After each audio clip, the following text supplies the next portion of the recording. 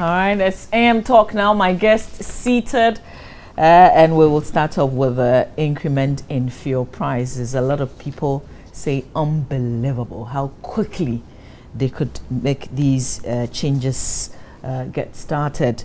My guest Ebenezer Oklite Telabi is Member of Parliament for Lower Manya Krobo. He sits on a number of committees in Parliament. Strategically, I want to mention poverty reduction. Simon Osei-Mensah is Member of Parliament for Bosomtwe, and he sits on the Health Public Accounts Committees in Parliament. Good morning to you, gentlemen. Good morning. Thanks for coming. You're welcome. I will start with you. Why are you doing this to Ghanaians, really? This is not a good time for anybody to increase fuel prices. Well, thank you very much for this opportunity, and I'm glad you said poverty. For strategic reasons, you mentioned poverty. Yes. The fact is that we have agreed to deregulate the pricing of fuel, and therefore those who do the buying and the selling would base everything on the demand and supply, and then the price on the world market, the exchange rate. These are the factors that influence the pricing of fuel. Government, for that matter, subsequent that are going to come, has decided that we are not going to have a hand in it. But then we would impose taxes, because that is the sure way to also get revenue. If indeed we are talking about widening the tax net to get everybody pay some tax, government can only look at areas which affect everybody, not to overly tax people, but at least make an effort to get everybody to be responsible in terms of tax payment, until we get to a point where everybody in this country will have a TIN number that will be paying tax formally or informally. I mean, these are the area that government can make some revenue, so government can provide the necessary infrastructure, for our forward march in terms of development.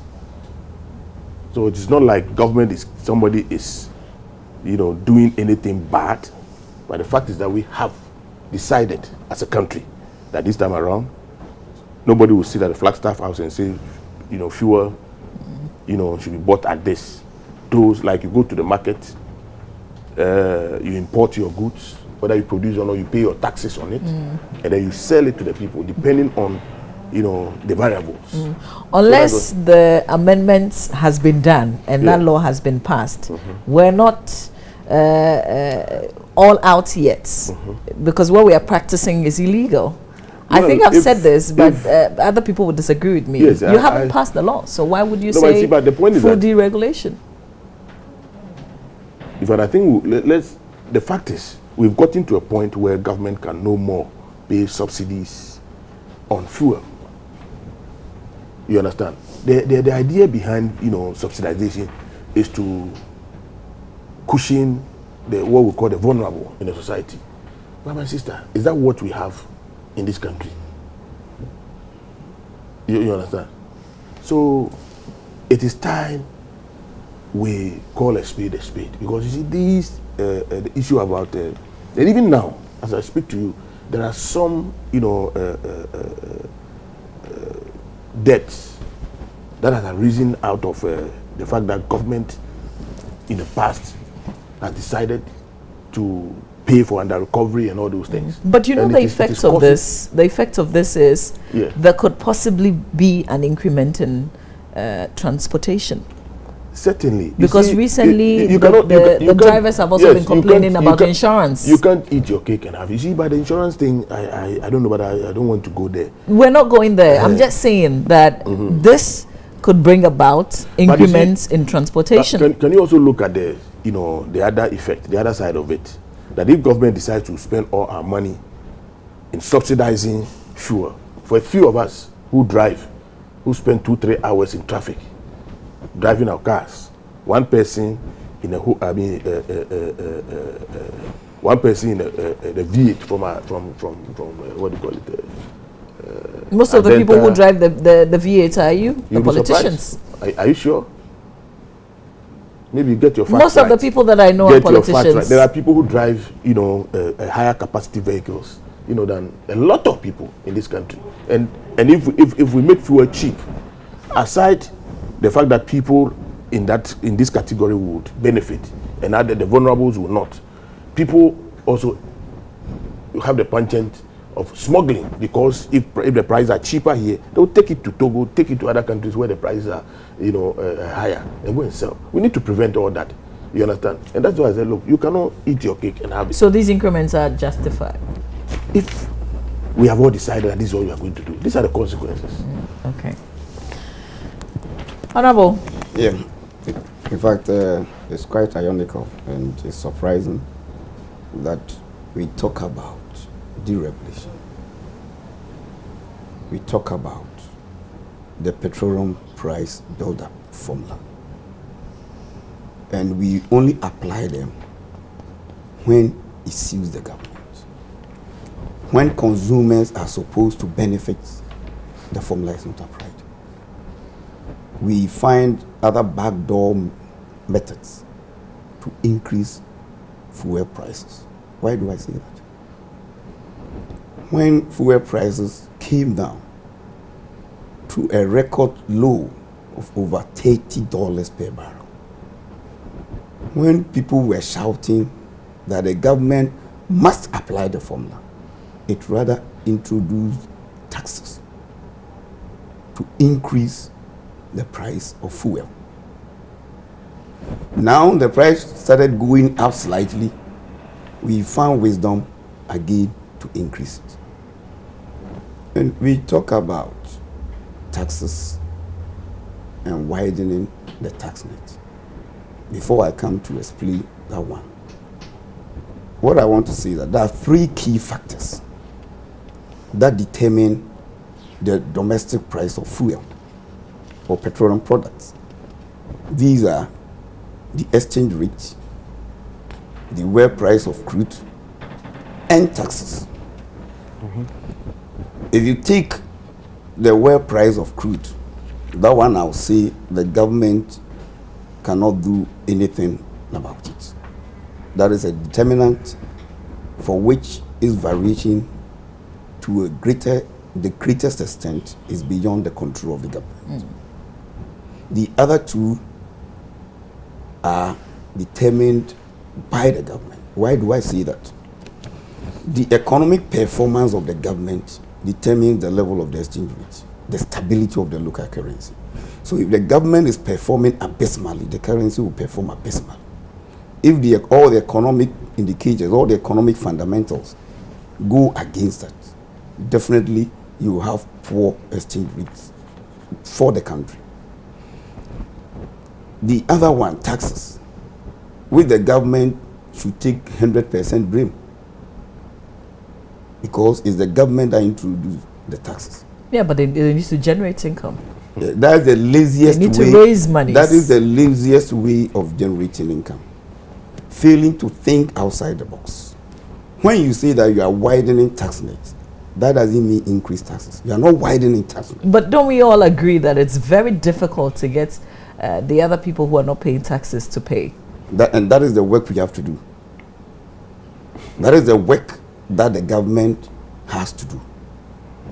Because if you say you are widening the tax net, and the few people that are paying tax, you are overburdening them with increases in tax, you are not widening the tax net. You are not. It's the laziest way of generating revenue, because you cannot think outside the box. One, the existing tax levels, you can look at how to plug the loopholes to ensure that people don't evade the payment of the taxes. Two, you can look at other areas, people who legally have to pay taxes that they are not paying because of the tax system.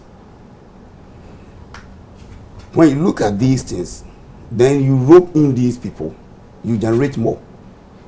You don't allow the existing system, several leakages in the system, you are not getting the money, and you tell me the person who is paying to always pay. And that is one problem I have, for example, with ECG. The people who pay are always being burdened with increases in tariffs. And that's the same thing the government is doing. Instead of going for those who are not paying, like the government, they won't go there. Poor man like me, who is using prepaid and have to pay before I use, even financing their activities, because I pre-finance them. I buy before I use. So I give them credit, free of charge, no interest. Then I'm burdened with additional tariffs. So this is just a lazy way of It is the laziest raising way, money exactly, and to fund it means, activities. It means that they don't have the ordinary citizen, the ordinary consumer at heart.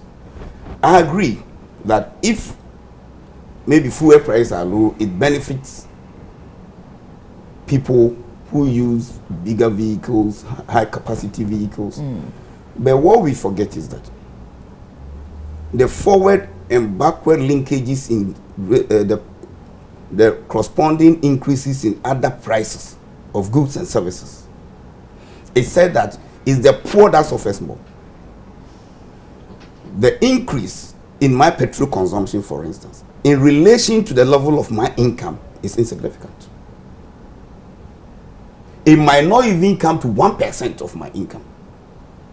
But the poor man, an increase in trotro fare by 50 pesos is significant in relation to the person's level of income. And when you are doing, you are analyzing whether you have to increase or not, you have to take all these factors into consideration. But you see, so always, if they are considering, this is an election year, if they've been bold enough to allow this to happen, that they should tell you that what they've done is not for political gains. not that they've been bold to do it. They have no other option. Because, no, let me tell you, the economy has been so mismanaged that we've gone in for people to direct us as to what to do, the IMF. And So this is a conditionality. These are the conditionalities. I think I was in your studio. You were not the host. There was another guy. Roland Walker. Exactly. Yeah. He was the host. And I said it here. When they were talking about homegrown policies, and I'll give it to them that is their homegrown policies because they cause it. I told them that, listen, with IMF, the so-called homegrown policies are not homegrown policies. What they do is they become drivers at the back seat. Now, what I mean by this is that they will tell you, bring the proposals. Then you put everything on paper and go. If they want you to go left, and what you've done, you're on the right. What they will do is that, no, you see this, if you do this, this will happen, that will happen. So you have to change it. Go and look at it and change it. They will look at every point, every issue. And by the time you realize, you are going the left they wanted you to go. Okay. So even though we say it's homegrown, it's not homegrown. And then when they said the government, there should be fiscal discipline and government should reduce its expenditure, people were just looking at government going to lay off people. I said, no, I'm sorry. All that they are going to do is to increase prices, and areas they think there are subsidies, they will cut those subsidies. Where maybe people are giving allowances, they will cut those allowances. So when I hear people talking about government cutting teacher trainee allowances, nurses allowances, it's not them.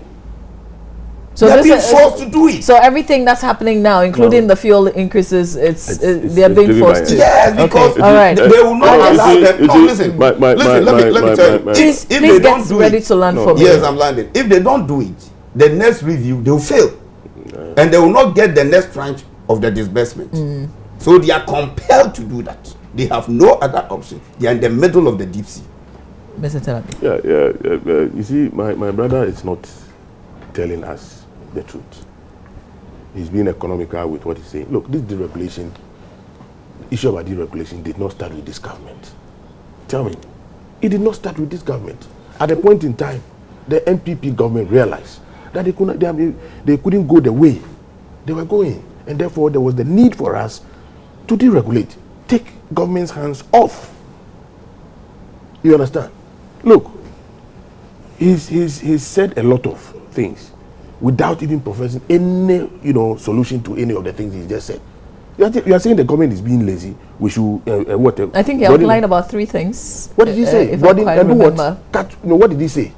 He did not say anything. Look at the loopholes. You understand? Try to block. Please, you see, the point is that he shouldn't behave as if he's in Burkina Faso and trying to direct Ghana from Burkina Faso. He's in this country. If there's anything you want to say, tell us the loopholes. Which ones you want us to block? How are you going to block them? But you're in charge. Oh, you see. I mean, they can only talk about a few of the things. What I'm saying is that is the reason why I'm saying this thing started. The issue about fuel deregulation started from President Kufuor's time. So right? You have just continued with the process. That is the point, because we think that we have gotten to a point where we cannot continue. You understand? Look, we're talking about subsidies here and there, and at the end of the day, it becomes a problem. We are a developing country. We need the hospitals. We need the schools. So, when the prices come down, why don't we see drastic changes when it comes down? Wait a minute. You see, he mentioned something. You see, he said, taxes, right? Exchange rate, and then the price of crude oil. And I'm surprised that he's talking. I mean, he's trying to say that the government has control over the exchange rate. No, but he mentions the economy. The economy is not doing well. Then it's got effects. The point is that if you have an economy, let us face facts. Let us tell the people. Let's give the people of Ghana hope. Let us tell them the truth. You understand what I'm saying? You have a situation where our import bill keep increasing. We are always crowding out the little foreign exchange that is brought in by cocoa and other things, because you and I have developed a taste for everything foreign. You blame government for that. You blame government for that. But what has that got to do with this current increment? Well, if the exchange rate, the cedi continues to suffer, because you and I decide that at the end of the day we'll go and create jobs in China, we'll create jobs in neighboring countries, and then look for the little dollar, which is priced based on the demand and supply. You understand? Then you turn around to accuse government of not being able to control the exchange rate. You are not telling the people the truth. You understand? So the fact is that these are the variables. We have a situation where the cedi has fallen to a certain level, and therefore these people, the BDCs, have always complained of foreign exchange losses. They would have to factor it into it. At the end of the day, this is where we are, until he comes out with what he would describe as not being lazy. What he has not told us here. You understand what I mean? We must survive. Development must continue. How do we spread the tax net? How do we spread the tax? So this is how. It is one of the ways. Okay, all right. We have to move on to our second issue, because there were so many questions I wanted to ask. If we decided not to import all the things that we import, yes, how can we survive? Because how much are we even manufacturing in our own dear country? At the end of the day, you see the point. The drivers of the economy, the drivers of production, depends on the demand. Okay. Because if at the end of the day, I'll give you 30 seconds. I'll give you 30 seconds. Give me 5 minutes. Give me 2 minutes. Please land. No, give me 2 minutes. If you have people of this country facilitating the copying of textiles, designs that people have spent energy, time, and money, they take it to China and go and produce inferior, and then smuggle them into this country. You understand? To the extent that now you go to Akosomo Textiles, the factory is now defunct. It is completely out. So that's all our faults. No, it is all about us. Okay, yeah. We have to move on to other issues. So please let me give him. I can't give you 2, but I can give you a minute. First of all, if he says that it's because of the imports, the structure of the economy has been there, but depending on whoever is managing it, will determine the performance of the economy. One, please. When between 2000 and 2010, 2011, when they were touting the longest single-digit inflation, the local currency has stabilized and even appreciating, has the structure of the economy changed? Has it? Has it changed? No. You see, what they don't understand is, when you keep on imposing taxes, you are crowding out the private sector in terms of production of goods and services. When you do that, you reduce the rate at which you can expand your revenue generation base. When you reduce taxes, the cost of production is reduced. Businesses are able to produce and you generate more income. From there, what happens is, at every stage of the production process, government earns some revenue. So you have to crowd in the private sector to expand the economy, expand your revenue generation base, and let the people feel free. If you don't do that, and you go by this policy, taxing everything, killing businesses, you want to increase your revenue generation capacity, it's impossible. Okay, so you think that we just have poor managers? Poor economic management. All right. And we have to move on, otherwise we won't have a lot of time to deal with the other issues. Poor priority sectors. He's also lazily using the word, expand. How do you mean? I'm telling you, lazily using the word expand, without any, let's move on to other issue. I'll leave that to viewers. Which is perhaps the biggest issue today. We're talking about terror alerts. How much, I don't know which of the angles you want to come in with, but let me start with Parliament itself. I know after a few things that have happened in the past, we were told that we're going to, the security at Parliament was going to be heavier than it used to be. Do you feel safe in Parliament today? I think which it is now. That is the situation now. We see more uniformed men around, and the fact that there are uniformed men around doesn't mean that they are not. They are not being supported by other, security, people who are not in uniform. So I believe that once you see them around, there's some conscious effort towards securing the place, and you can see it where we park our vehicles. If you come to Parliament now, you see a lot of reconfiguration of the various arrangements that we have in Parliament. Things are changing. But you see, aside that, I've always said that your security, your security depends on you. You understand? Because I've listened to Dr. Christianin, for instance, says that the terror alerts fail to specify what the public must look out for. Beautiful. You see, sometimes Ghanaians, some of us, you have the penchant for just criticism. You have been given an opportunity as we sit here right now to speak to this issue. If there are gaps, we're talking about security. You are an expert. The person who is issuing the statement may omit certain things. I think when you are given an opportunity to speak to the issue, you bring in the kind of thing that just like what my brother had just, the way he's been speaking. You see, if there are gaps, I read and said, the issue, what did he say? Excuse me. Dr. Christianin? Yes, that failed to specify. You have an opportunity as an expert. Just mention 2, 3, 4 of these, specific so things. What are you saying? You understand? The people who have the responsibility to safeguard the country can't give us the specification, but a security expert who is privately practicing, you're giving him that responsibility to come and tell us what to look out for. I am disappointed seriously in this angle of your argument, in the sense that, are we talking about Ghana or we are talking about just anybody?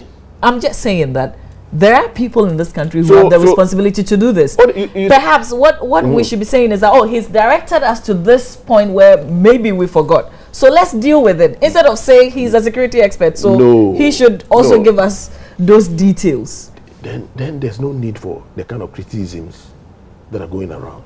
Because in the sense that, he says is he practicing in Ghana or elsewhere?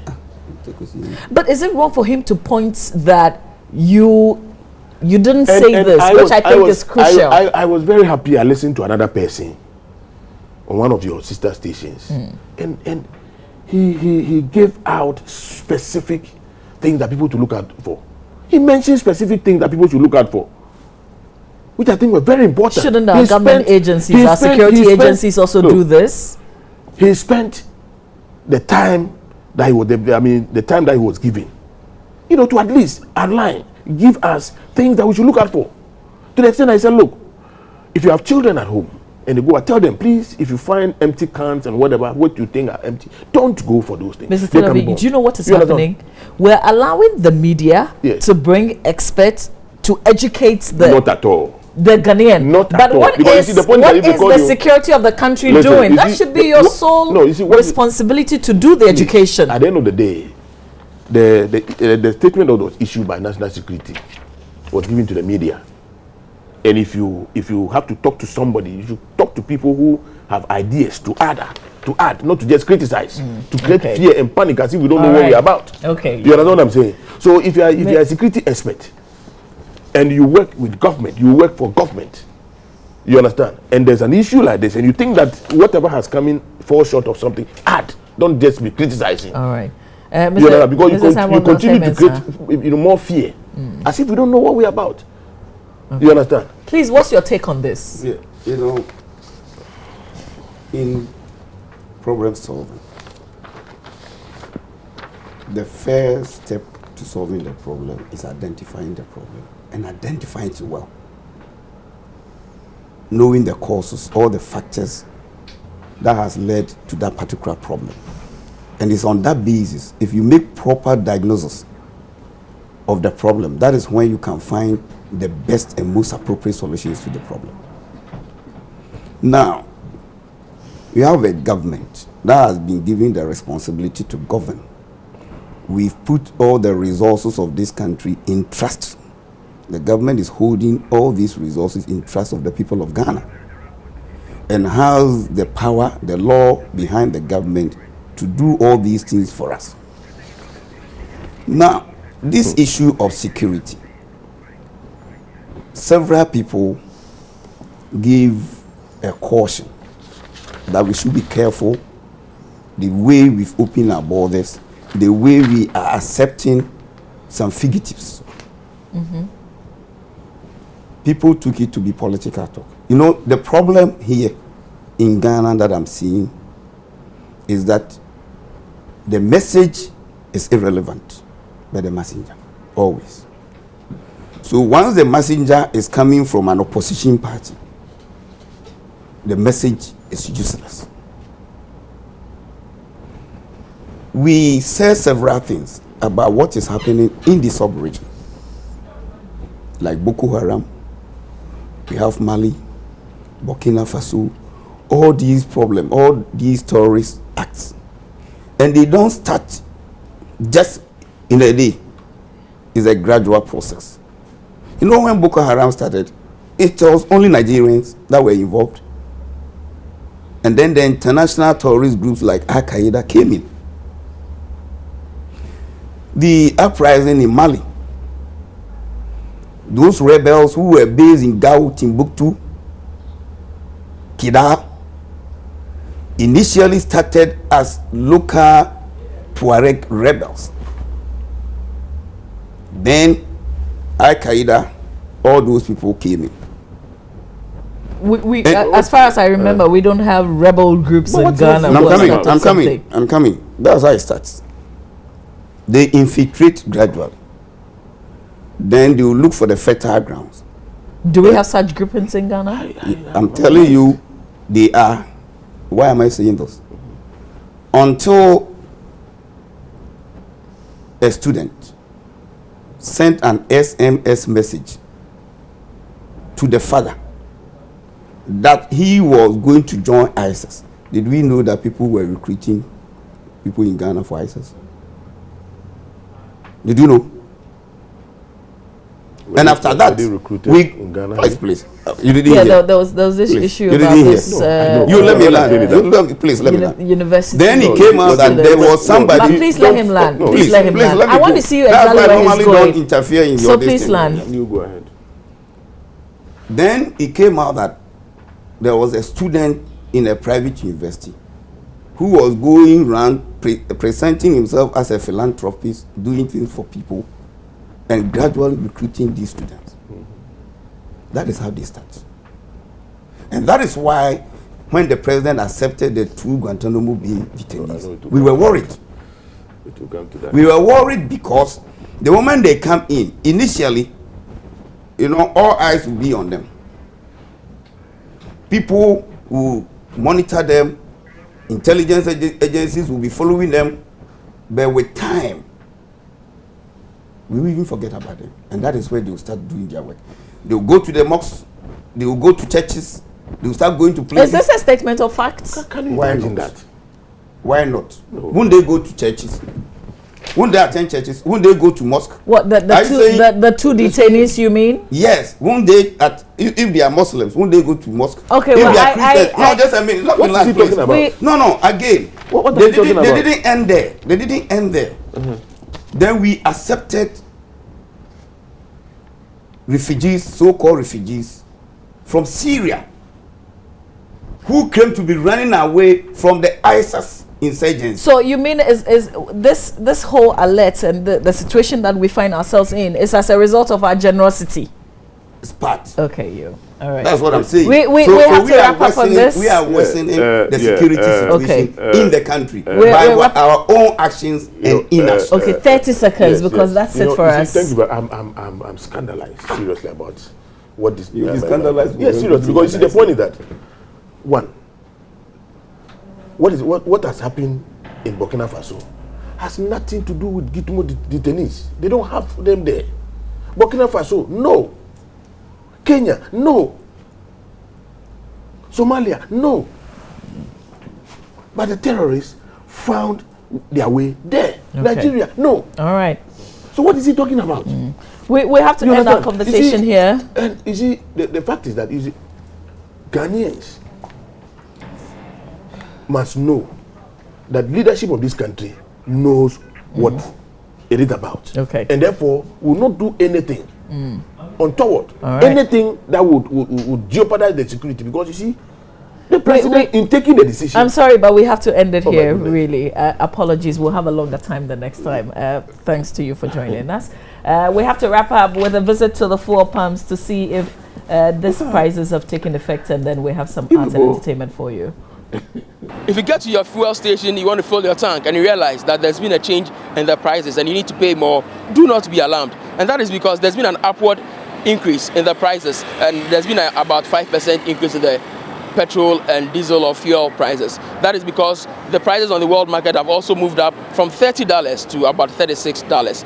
I'm here at the Shell fuel station on the Circle Achimota Road, and I'm being told that the prices still remain the same. I've been interacting with the manager. He tells me they have not heard of any increment in the fuel prices. And so if you come here and you see from the board that diesel is still selling at 3 cedis, 199 pesos, the petrol itself is also selling at 3.279 Ghana cedis, and then the V-Power is also selling at 4.920 pesos. And so we'll move ahead and get to some other fuel stations to see whether or not the increment has taken effect or the prices still remain the same.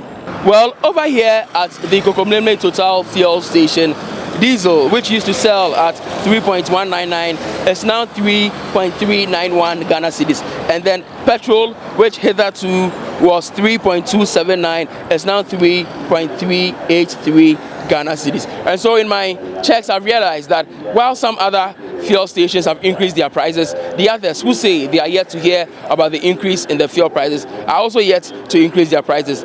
What it means is that between now and the close of the day, fuel prices at almost every filling station or fuel station in the country will change, and then the prices may go up. For Joy News, Derek Ekosam, Kokomlemle, Accra.